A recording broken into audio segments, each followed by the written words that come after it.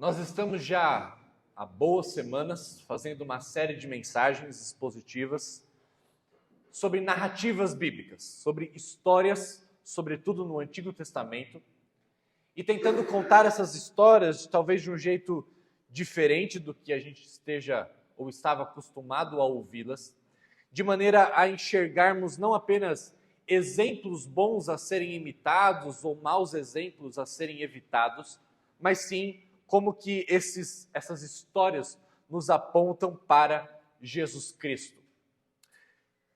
Eu tenho dito que a Bíblia não é um livro sobre bons exemplos, falei isso esta manhã também.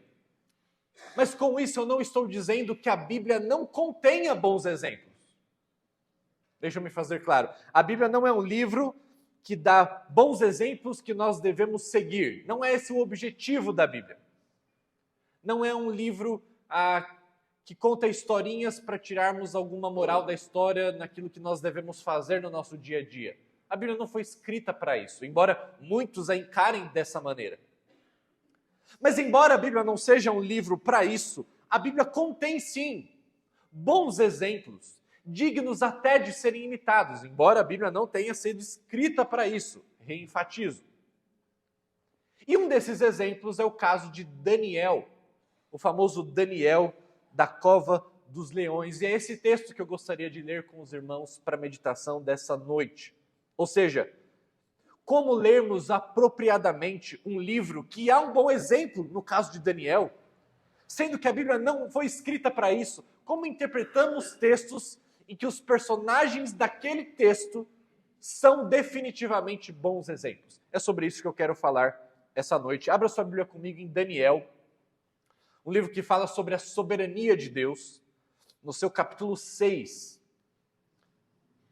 E leremos os 28 versículos do capítulo. Então é um capítulo longo, e eu peço para que você preste bastante atenção na leitura, porque eu não vou poder voltar ao texto dessa forma, porque o texto é muito longo, ok? Então preste bastante atenção na história que está sendo contada para nós aqui neste livro. Daniel, capítulo 6, leremos o capítulo inteiro. A palavra de Deus diz assim, preste atenção. O rei Dario resolveu dividir o reino em 120 províncias e nomeou um alto funcionário para governar cada uma dessas províncias. O rei também escolheu como administradores Daniel e outros 2 homens, para que supervisionassem os altos funcionários e protegessem os interesses do rei. Em pouco tempo, Daniel se mostrou mais capaz que todos os outros administradores e altos funcionários. Por causa da grande capacidade de Daniel, o rei planejava colocá-lo à frente de todo o reino. Os outros administradores e altos funcionários começaram a procurar falhas no modo como Daniel conduzia as questões do governo, mas nada encontraram para criticar ou condenar.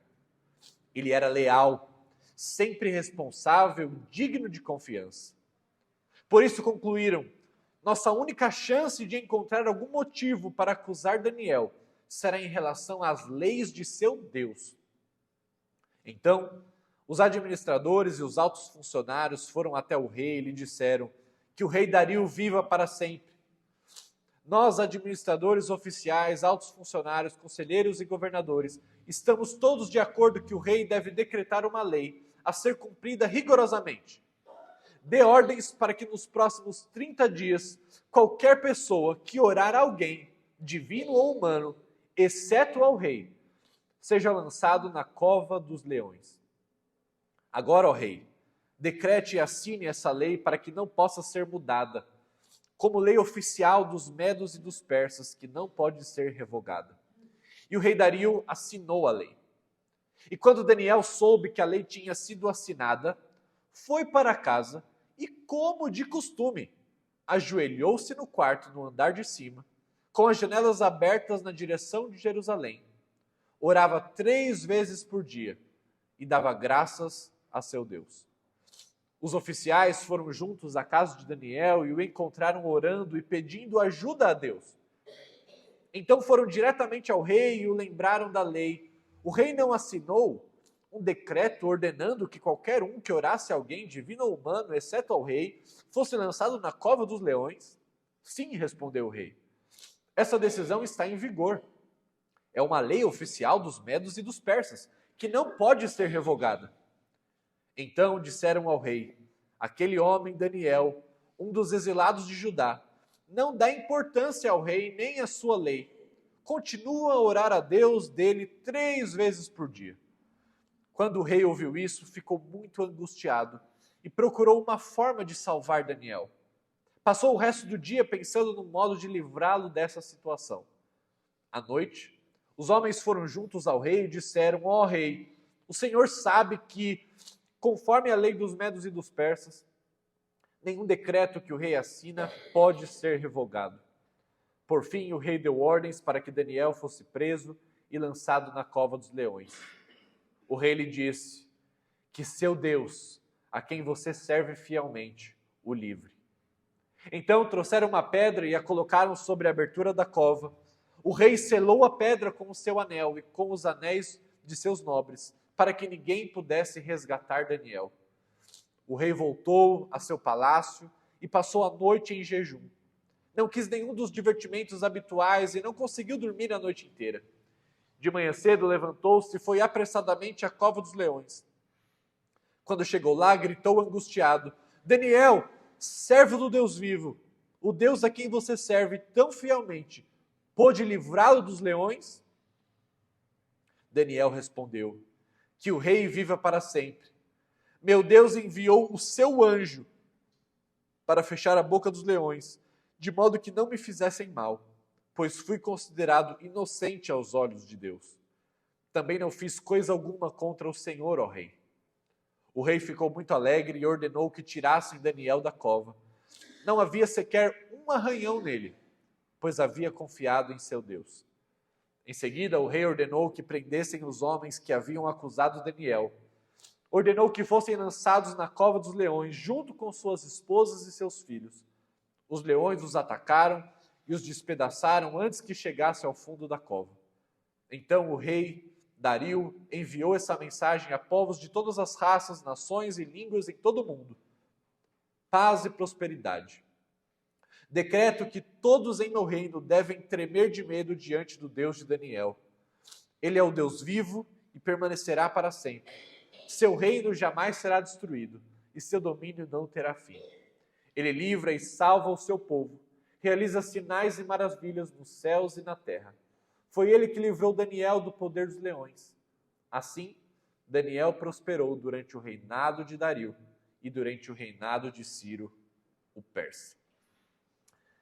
Geralmente a gente lê essa história e a moral da história que talvez primeiro apareça à nossa mente é: se nós confiarmos como Daniel confiou em Deus, se nós formos leais como Daniel permaneceu leal a Deus, então Deus certamente nos resgatará de todas as covas de leões da nossa vida.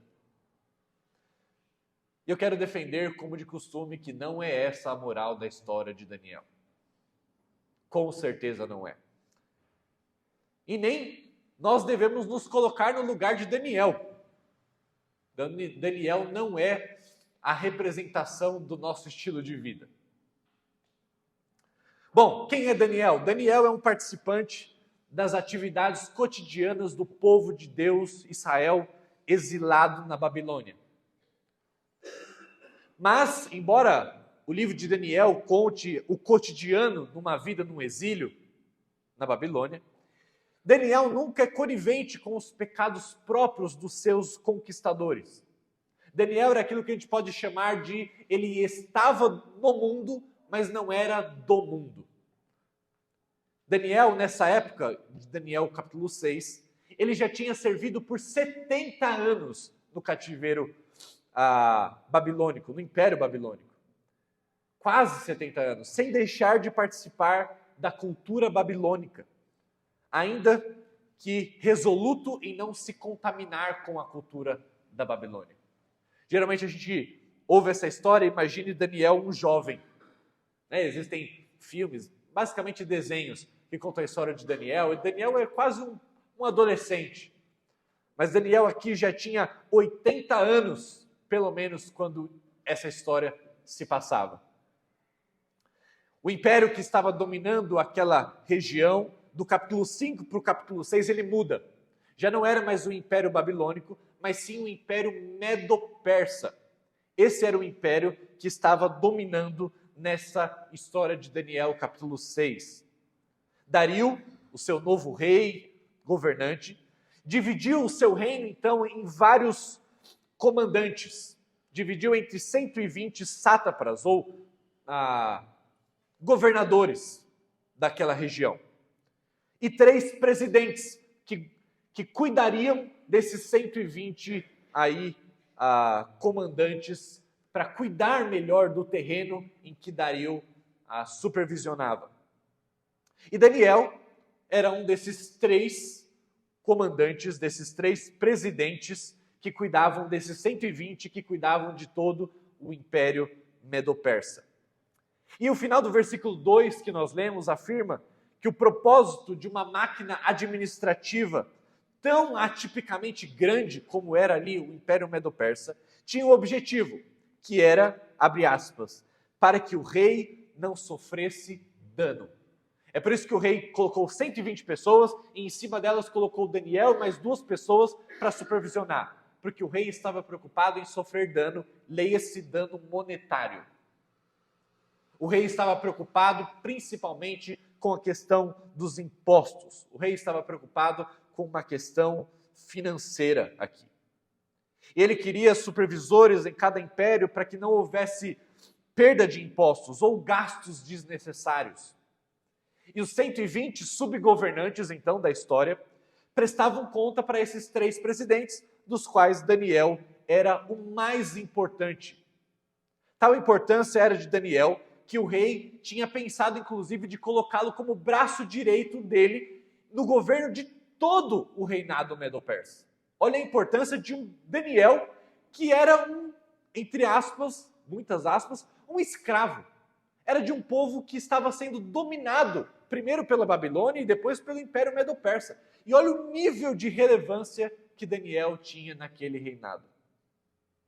É impressionante que mesmo com a mudança de império, do Império Babilônico para o Império Medo-Persa, Daniel, um cativo, continuasse atuando na cúpula administrativa.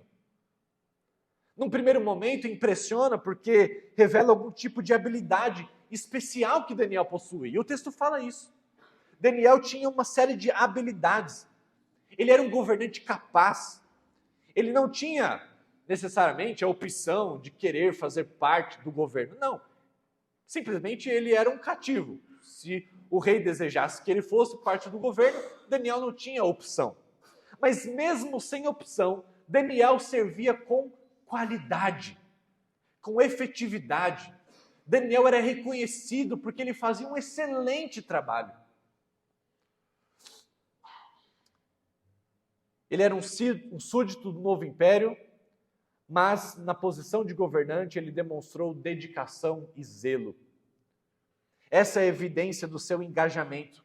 O versículo 3 afirma, inclusive, que Daniel se distinguiu dos demais administradores, a ponto de Dario querer colocá-lo como braço direito de todo o reino. Todavia, o texto diz que a principal razão de Daniel se destacar não era nem a sua eficácia, não era nem a sua sabedoria, mas era a sua moral. Parece ser esse o sentido da expressão ali que aparece no versículo 3. E no final do versículo 4 é dito que ele não podia ser acusado de nenhuma injustiça por parte daquele império. Não havia corrupção ou negligência nele. E aí eu quero apontar já de começo que Daniel não era apenas engajado com a cultura babilônica. Daniel não era apenas um homem do seu tempo, um homem que vivia no lugar em que Deus tinha colocado, mas Daniel fazia isso de uma maneira santamente aplicada. Ele era envolvido santamente com as coisas da Babilônia. Nós temos aqui uma perfeita ilustração, e preste atenção nisso, isso é muito interessante, daquilo que Jeremias, o profeta Jeremias, disse aos exilados israelitas, como eles deveriam viver na Babilônia. Se você não lembra, ou se você não sabe, quando o povo de Israel ele foi levado cativo para a Babilônia, a primeira reação do povo de Israel foi de isolamento. O povo de Israel não queria se misturar com a Babilônia. O povo de Israel não queria perder a sua identidade como povo de Deus, misturado naquela cultura pagã da Babilônia. E então veio o profeta Jeremias, que dá uma palavra do próprio Deus, dizendo que o povo não deveria, de fato, se assimilar, não deveria se tornar igual à Babilônia, mas em que eles deveriam, preservando a identidade, fazer parte daquele local. Abre aspas, Jeremias, sendo porta-voz do Senhor, disse: envolva-se profundamente com a vida cultural, econômica e social da Babilônia. Envolva-se. Esteja presente na cultura, esteja presente no governo, esteja presente na economia, esteja presente. Não apenas fique lá esperando um dia voltar para Jerusalém, se envolva com a Babilônia. Mas em segundo lugar, Jeremias diz, mantenha sua identidade enquanto povo de Deus, enquanto você se envolve nos negócios da Babilônia. E em último lugar, trabalhe pela paz da cidade. Trabalhe e ore pela prosperidade e pela paz da Babilônia. Se envolva. Mas se envolva em todos os aspectos sem perder a sua identidade de povo de Deus. E faça isso trabalhando e orando pela paz, prosperidade de onde você está. Perceba que Daniel faz as três coisas aqui que o profeta Jeremias fala.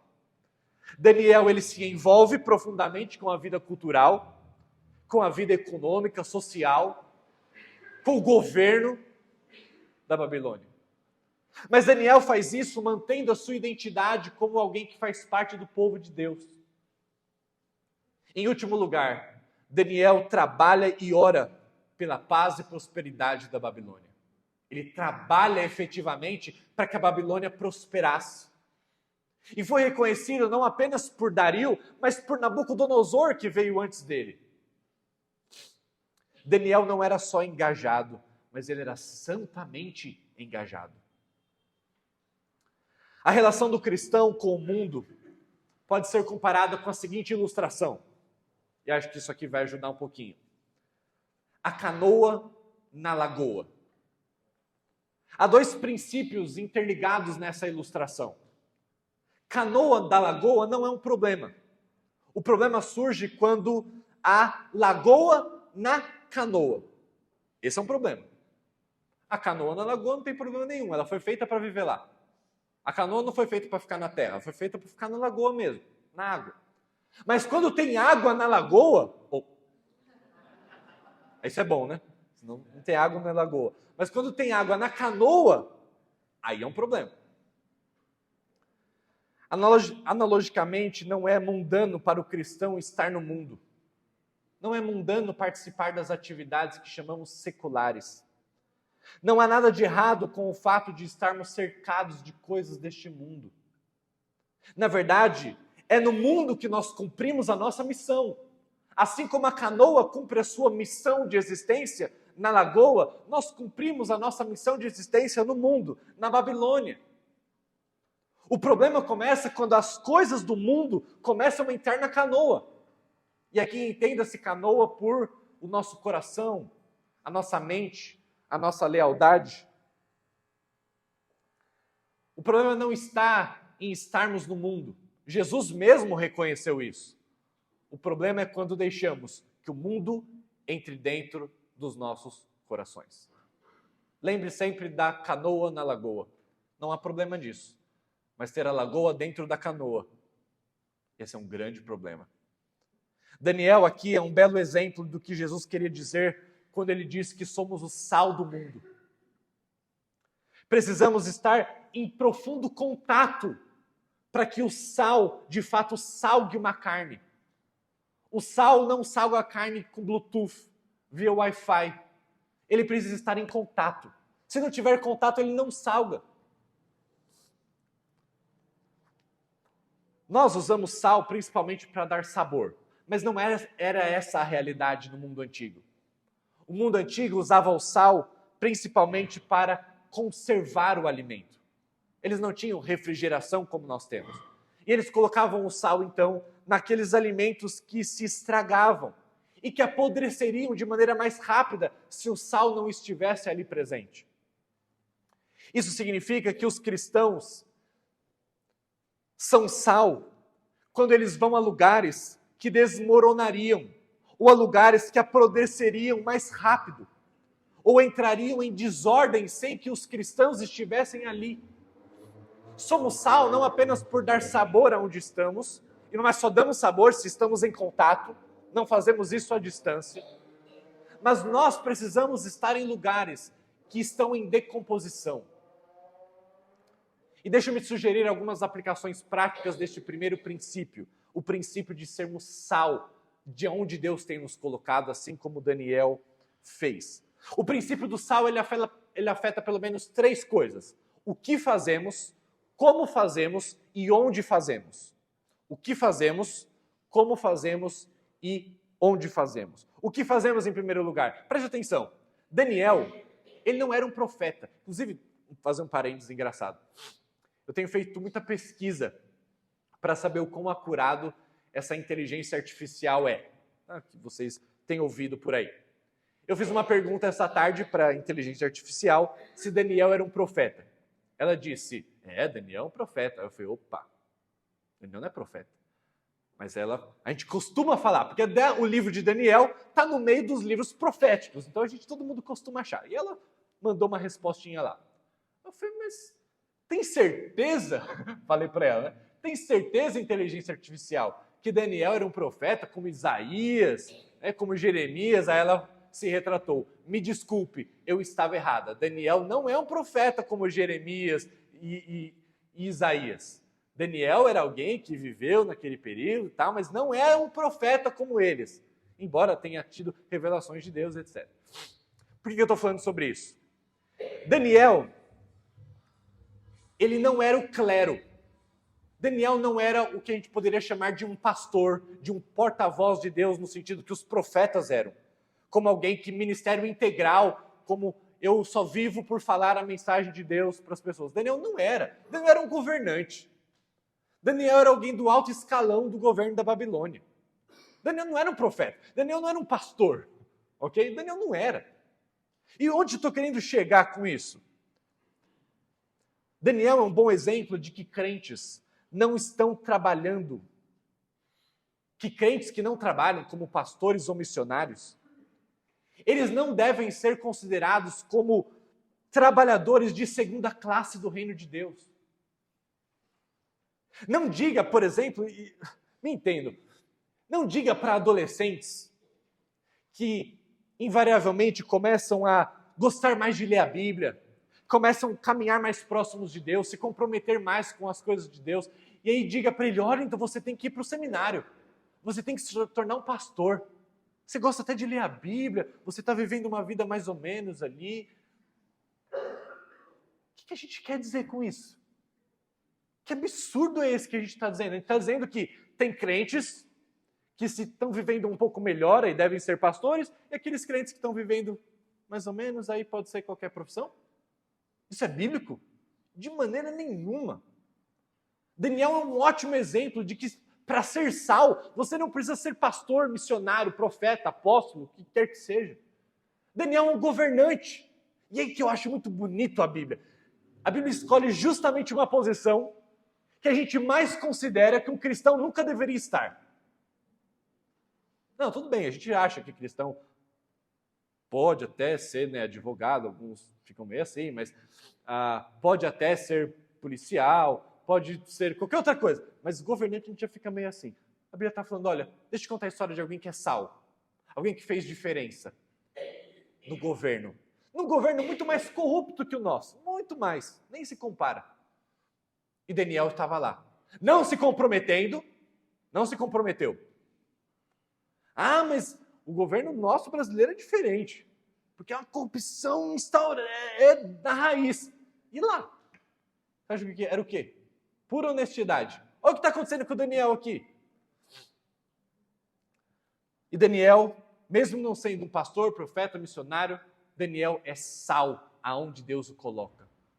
Qual é o desafio para nós? Sermos sal significa o que fazemos. E o que fazemos não é apenas trabalho de pastor ou missionário. O que é que você faz? Seja sal lá. Seja um agente do reino de Deus lá. Isso não é menos digno que o trabalho pastoral. Portanto, você que gosta de ler a Bíblia, você não precisa ser um pastor. Você tem que ser o melhor profissional na sua área. Você tem que ser sal, você tem que fazer diferença lá. Como fazemos? Falamos o que fazemos, como fazemos. Aqui é rápido. Trabalhamos com o máximo de excelência e empenho. Ainda que o nosso patrão seja o nosso dominador, como era no caso de Daniel. Ainda que o nosso patrão seja um pagão e que dirija o seu reinado com paganismo, com coisas erradas, Daniel permanecia sendo fiel, mas fazendo as coisas com excelência. Ser sal não tem a ver só com o que fazemos, tem a ver com a maneira como fazemos. E por último, e talvez mais impactante, ser sal tem a ver com onde fazemos, onde trabalhamos, onde vivemos. Lembre, o sal era colocado nas coisas que estragavam. Seguindo essa lógica, então, nós deveríamos escolher morar, não nos melhores lugares, e sim nos lugares que precisam de nós, e sim nos lugares em decomposição. Alguém que não conhece a Jesus, de fato, pode escolher morar nos lugares melhores, nas vizinhanças melhores. Mas nós, como cristãos que somos chamados para ser sal no mundo, nós precisamos escolher lugares em decomposição, lugares que estão se estragando, lugares que ser sal faria diferença. Muita gente olha para as dificuldades nas cidades, principalmente as grandes, e diz, por que eu deveria morar lá? E sabe qual deveria ser a nossa resposta? Porque é isso que o sal faz. Deveríamos ser atraídos pelos lugares em decomposição. O que aconteceria se Jesus, por exemplo, tivesse decidido viver na melhor vizinhança possível? Ele nunca teria vindo. Ele nunca teria vindo. E nós nunca teríamos sido salvos. Ok, esse é o nosso desafio como sal da terra, assim como era o desafio de Daniel. Mas aqui eu preciso fazer uma observação importante, a fim de que nós alcancemos um equilíbrio. Preste bem atenção nessa frase. Engajamento santo é uma ordenança divina. Engajamento santo é uma ordenança divina. Mas influência cultural é uma circunstância que acontece com uns e não com outros. Isso é muito importante, para não colocar um peso demais sobre você e eu. Todos nós somos chamados a nos engajarmos culturalmente. Todos nós. Mas Deus não coloca a obrigação nas nossas costas, de fato, de transformarmos toda a cultura a partir do nosso esforço. Deus dá uma ordenança de que todos nós sejamos engajados culturalmente, mas Ele não exige que todos nós tenhamos influência cultural. Nem todos nós teremos, meus irmãos. Nem todos nós teremos. Daniel teve. Daniel é um ponto fora da curva. Outros cristãos na história tiveram grande influência cultural, mas a maioria não teve. Muitos foram engajados culturalmente sem ter nunca exercido uma influência considerável. Mas não é isso que Deus exige de nós. Deus não se preocupa com os nossos resultados que podemos oferecer. Deus não se preocupa com o número de conversões que conseguimos para Ele. Deus não se preocupa com o nível de influência que nós exercemos para Ele. Meus irmãos, isso é libertador. Por outro lado, Deus afirma que a nossa postura fiel, ela sempre vai causar algum impacto. E aqui, algum impacto, eu não estou dizendo que nós seremos apreciados pela cultura ao redor. Muitas vezes nós seremos perseguidos, que foi o caso de Daniel. O que fazemos enquanto cristãos é redirecionar a cultura conforme a redenção que recebemos em Cristo. Não é certo falar que nós devemos redimir a cultura. Eu e você não somos redentores de nada. Quem redime a cultura é Jesus Cristo. Nós somos apenas porta-vozes da redenção. Nós somos apenas os transportadores. As obras de nossas mãos devem almejar restaurar a produção cultural o máximo possível dos efeitos do pecado. É só isso que a gente pode fazer. Tentar restaurar o máximo possível a cultura dos efeitos do pecado. Só isso. A história de Daniel ilustra de modo muito claro como há limites para a nossa função de sal. Lembra, o sal ele ajuda a preservar algo que está em decomposição, mas o sal não salva uma carne estragada. Você não pega uma carne estragada e coloca sal lá para que ela volte a ficar boa. Não funciona assim. Da mesma forma como eu e você não temos poder de pegar uma carne que é ruim e transformar em boa. Nós não salvamos, nós não redimimos nada. Quem faz isso é somente o nosso Deus, essa glória não é nossa. Portanto, há limites para aquilo que o sal pode fazer. E lembre-se disso, porque senão há um peso muito grande em cima das nossas costas. Daniel não consegue mudar o espírito idólatra ao seu redor. Daniel não faz isso. Muito menos extirpar a inveja daqueles com quem ele trabalhava. Lembre-se do texto. O texto diz que aqueles outros dois sentiram inveja de Daniel e fizeram um plano, um estratagema para derrubar Daniel. Eles no começo tentaram ver se Daniel tinha alguma falcatrua, assim como eles tinham, certamente. E aí perceberam que não podiam. Daniel não tinha nada, Daniel era liso, Daniel não tinha nada que pudesse culpá-lo. Opa, então o que a gente vai fazer? Vamos pegar o ponto fraco dele, que é o Deus dele. Daniel é fiel ao Deus dele. Como é que a gente vai pegar esse cara? E então, o versículo 10 a 18, eles nos contam a história desses homens, então, chegando para Dario, inventando ali uma lei de que ninguém poderia orar por 30 dias a ninguém que não fosse o rei. Ou seja, o rei agora era um novo Deus a quem as pessoas deveriam orar. E mesmo depois do decreto assinado, Daniel permaneceu firme e inalterado em seu costume de oração. Meus irmãos, percebam, não é que o momento crítico fez Daniel orar. Não é isso. O texto não diz isso. O momento crítico não fez Daniel orar, mas o momento não abalou a sua vida de oração. É isso que o texto significa. Daniel continuou orando com a mesma frequência. Daniel continuou orando do mesmo jeito. As coisas ficaram piores, mas Daniel não mudou em nada. Daniel apenas continuou sendo fiel em suas orações. Quando ele resolve orar voltado para Jerusalém, não há nenhuma mística nisso. Nós não precisamos orar voltado para nenhum lugar. Mas, na verdade, o que o texto está dizendo é que o fato de orar voltado para Jerusalém ressalta a importância do templo como local em que Deus atendia o seu povo. E como nós vimos hoje pela manhã, sabemos qual é o nosso templo. O nosso templo não é físico. O nosso templo é uma pessoa. E por isso não precisamos nos voltar a nenhum lugar, porque essa pessoa não está limitada a um espaço geográfico. Sua postura de joelhos, todavia, 3 vezes ao dia, ressalta a humilhação que é imposta sobre nós em cada oração. Por isso orar é tão difícil. Orar é um exercício de humilhação, de reconhecer dependência, de reconhecer incapacidade, de reconhecer que nós não conseguimos produzir as coisas que precisamos. E também reflete disciplina. Há necessária disciplina para que se ore como Daniel orava. Não é que Daniel passava o dia em oração com Deus, igual a gente costuma dizer. Eu não paro nenhum momento do meu dia não, mas eu passo o dia em oração. Não, Daniel parava tudo que ele estava fazendo. Pensa no seguinte, tá bom? Eles tinham baixado uma lei que alguém que orasse iria para a cova dos leões. Não era fácil Daniel falar, opa, agora eu vou usar minha sabedoria. Eu posso orar sem ninguém saber. Eu posso falar igual a gente faz hoje. Eu passo o dia em oração, passo o dia falando com Deus. Daniel poderia fazer isso. Não precisava nem fechar o olho. O texto nem fala sobre a importância de fechar o olho. Daniel poderia estar vivendo, fazendo o seu dia a dia, falando com Deus ali no pensamento. Será que Daniel foi burro de ter parado tudo o que estava fazendo para se ajoelhar na cama e ser pego e ser quase morto? Será que foi burro? Será que faltou inteligência para Daniel? Ou será que a gente que concebe a oração de uma maneira esquisita? Será que a gente, como desculpa para não tirar tempo para Deus, a gente quer dizer que está em relação com Ele o tempo todo?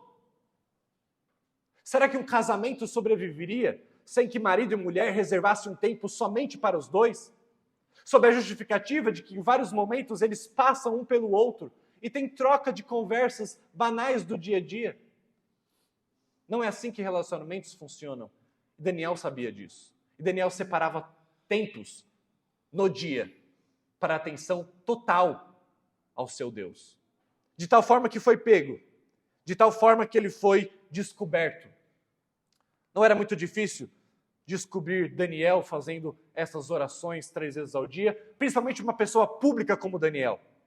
Daniel não tinha a sua privacidade. Mas, meus irmãos, eu quero falar sobre aquilo que é mais importante no texto, que é o final da história, que acontece no versículo 19 até o 28.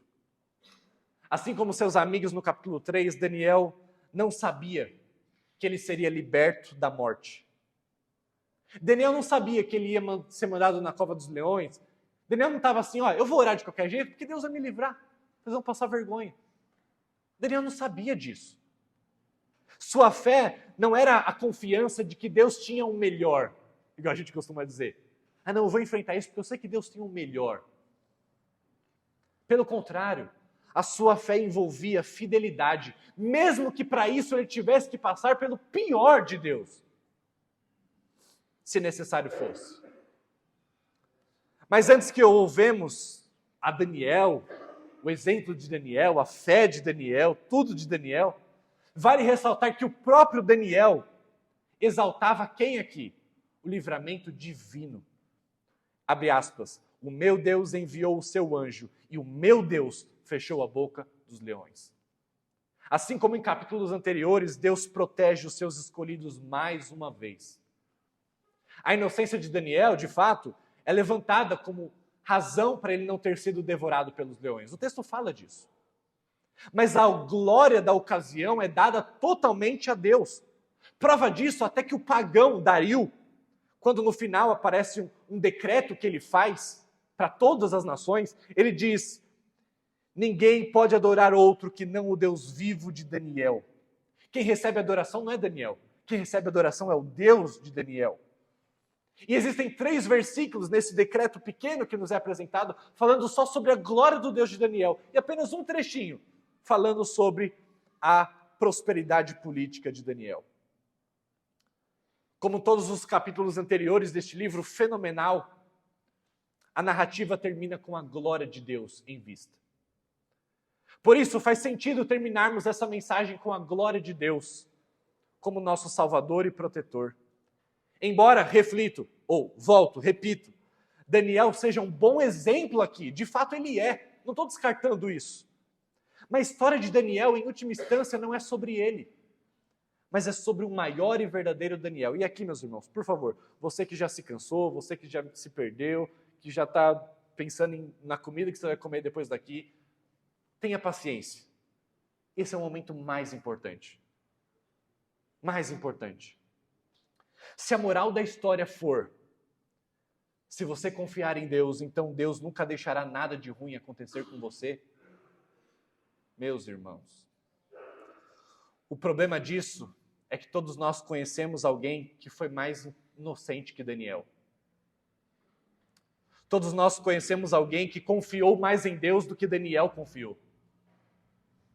Alguém que também foi jogado numa cova, mas estava cheio de feridas e arranhões, contrário de Daniel. Todos os tipos de coisas terríveis aconteceram com ele. Portanto, não é essa a moral da história de Daniel. Na verdade, ele aponta para alguém muito maior do que ele. E existem muitas comparações aqui de Daniel com Jesus Cristo. Como Daniel, Jesus foi condenado sem que transgredisse a lei. Daniel não transgrediu lei nenhuma. Daniel estava obedecendo ao seu Deus. Da mesma forma, Jesus foi condenado sem que jamais tivesse transgredido uma lei. Assim como Daniel não fora infiel ao rei, Jesus não foi infiel ao seu pai. Porém, ou ainda, assim como Daniel, Jesus se submeteu à vontade de Deus, mesmo quando isso implicava enfrentar a morte. Agora, há uma diferença aqui. Daniel e Cristo. Cristo padeceu o juízo que nos era devido. O leão de Judá morreu para que eu e você não fôssemos devorados pelo leão que anda em derredor. Daniel não morreu, mas Cristo morreu por nós. Se Daniel desceu a cova sem ter que morrer, a descida de Cristo foi para a morte e sepultamento. Da mesma forma como Daniel foi uma pedra colocada na porta da cova. Como nosso substituto, Jesus reviveu a história de Daniel, só que morrendo de fato. Deus nos protege do inimigo porque Cristo é quem padece em nosso lugar. Da mesma forma que Deus julgou os inimigos, julgando, lançando-os na cova dos leões, Jesus um dia voltará como juiz dos vivos e mortos e trazendo justiça a todas as situações. Agora, contudo, talvez o paralelo mais marcante da história de Daniel em comparação com Jesus se encontre na ressurreição. Assim como a pedra é posta na boca da cova e selada, não pode evitar o livramento de Deus na vida de Daniel, porque é isso que eles fazem. Eles selam a cova dos leões com uma pedra muito grande. E eles selam aquela rocha ali de tal forma que Daniel não pudesse ser livrado. Isso não impediu Deus de livrar Daniel. Jesus também desceu a cova e ele subiu com vida. E aquela pedra não foi suficiente para impedir que Deus trouxesse o seu filho de volta à vida. A sua ressurreição foi a obra do Pai, para que o servo Daniel fosse justificado, assim como eu e você. Portanto, todos esses paralelos entre a história de Daniel na cova dos leões e a morte e ressurreição de Jesus nos levam a concluir que Jesus Cristo é o cumprimento de Daniel capítulo 6. A cristocentricidade desse capítulo, no entanto, não se demonstra apenas na morte e ressurreição de Cristo. Se encontra também no ministério de intercessão. Nós não devemos olhar para Daniel orando, embora nós devemos nos motivar a orar por Daniel, com certeza, por causa dele, pelo bom exemplo que ele foi na vida de oração. Daniel preferiu ser jogado na cova dos leões do que ter um dia sequer sem oração. E às vezes nós passamos a semana, o dia inteiro, sem orarmos. E nós não estamos sendo nem ameaçados com leão nenhum. De fato, nós podemos, é um exemplo inspirador, mas o livro de Daniel não fala sobre isso. Existe um maior intercessor que Daniel, Jesus Cristo, que intercedeu por nós aqui na terra, e a Bíblia diz que ele continua intercedendo por nós. E o que nós precisamos é da intercessão de Jesus Cristo. É para ele que Daniel aponta. Essa história não tem a ver com a vida de oração de Daniel, mas com a oração de Cristo em nosso lugar. Inclusive, existe uma oração muito bonita de Jesus lá em João capítulo 17, que é um exemplo perfeito daquilo que Daniel precisava que Cristo também fizesse. Abre aspas, a oração diz que eles sejam guardados do mal, sem serem tirados do mundo. Essa é a oração que Jesus faz por nós. Que sejamos guardados do mal, sem que nós saiamos do mundo, porque esse é o nosso lugar, essa é a nossa lagoa, é aqui que precisamos ser sal. E a oração que o nosso intercessor faz é essa. Ele orou para que seus discípulos, presentes e futuros, fossem guardados do mal, ainda habitando neste mundo. Portanto, termino dizendo que é disso que precisamos para ser sal neste mundo. Como Daniel e principalmente como Jesus foi, precisamos de Jesus como Salvador, antes do que bom exemplo. Vamos orar.